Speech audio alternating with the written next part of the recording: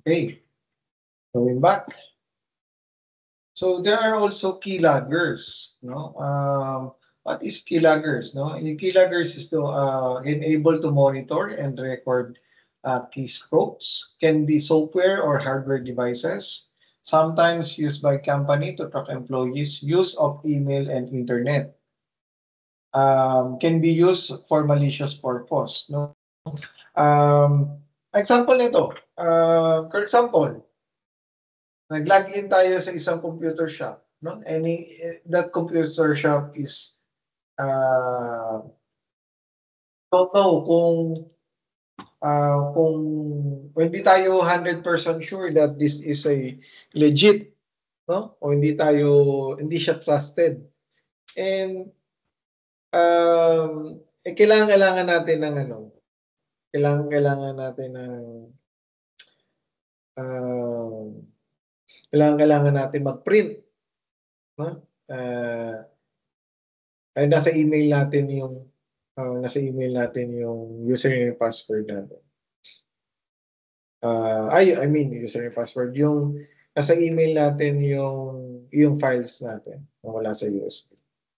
Okay. Then nag-rent tayo for sabihin natin 15 minutes, no? Para to print lang yung file na kailangan natin or files na kailangan natin. And then sometimes pwede siyang software, sabi nga dito, pwedeng hardware.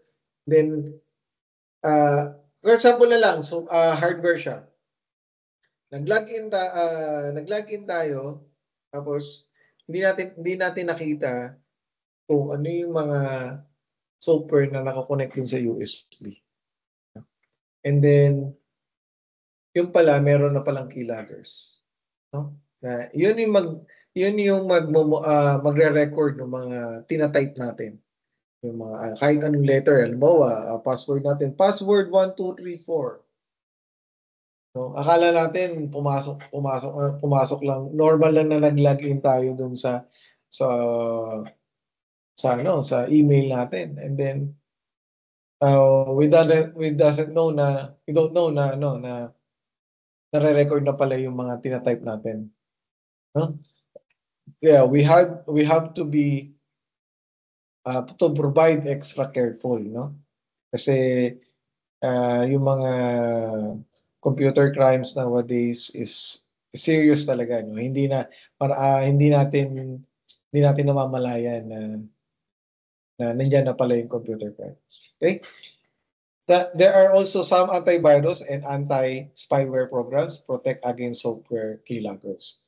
So, yan, pwede rin tayong tingnan natin yung mga software or mga antivirus na binibili natin kung it is also supporting yung anti-spyware programs, no? Para at least ma-protect din naman tayo, no? Alam mo tayo, di ba, pagka yung antivirus natin is normal lang. And then yung website na pinuntahan pala natin is meron palang anti-spyware.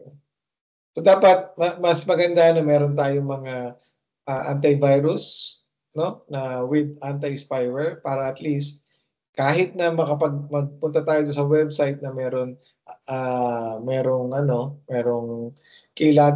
software na keylogger, at least mapoprotect pa rin tayo ng anti-spyware program natin. Okay? Then next, sniffing. No? Sniffing is attack, no, when a hacker uses a packet sniffer to capture access all the credentials or all the access confidential and unencrypted data packets from malicious purposes, no? And it is also capturing and record the network traffic, often used by hackers to intercept information, no? Kaya minsan dun sa network natin, I am not sure if you are familiar with Hello Garci, no? Parang ganun yung ginawa, no? Snip. Parang ano lang yun, sample lang yun, no, na tumawag yung yung president dun sa COMELEC, no? Na-record yun dati, no? Na hello, ano, ganito,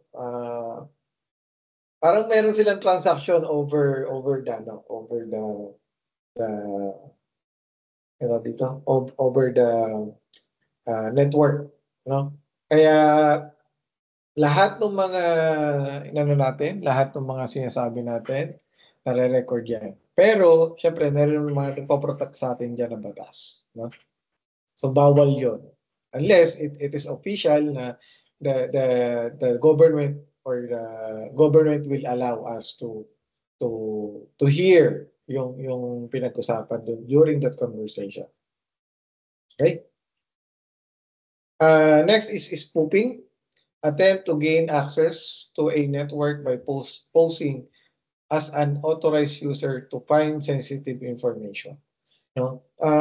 Spoofing is a type of cybercriminal activity where someone or something forges the sender's information and pretends to be legitimate source, business, colleague, or other trusted contact for the purpose of gaining access to personal information, acquiring money, spreading malware, or stealing data. So, parang ano, yung ginagawa natin sa